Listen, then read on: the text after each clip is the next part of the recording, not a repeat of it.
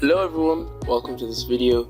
In today's video, I'm going to tell you how to use the pip command in your command prompt. Let's get started.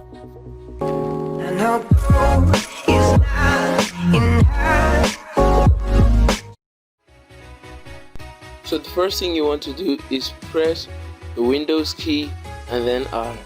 So Windows key R, and that should open up this run window here.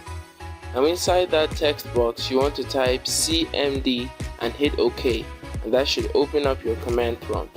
You can also search it in the start menu. Now when you're in command prompt and you type pip install Kivy, it's going to throw an error because it doesn't recognize that command.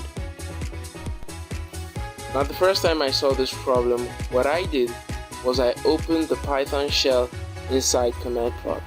So I typed py, it might be Python in your case, but just py and hit enter, and it opened the Python shell. And then I tried using the pip command again, but it failed.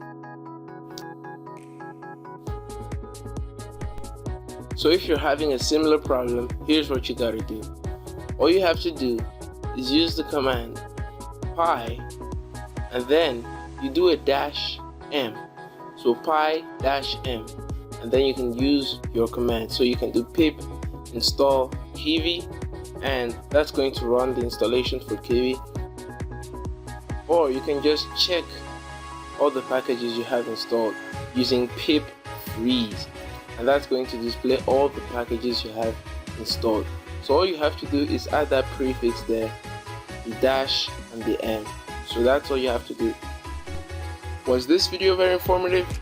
If it was, leave a like on this video, and don't forget to subscribe to this channel so that you don't miss more amazing videos like this. If you're new to the channel, you can check out my other videos, and you can even leave a comment about your experience with Python so far.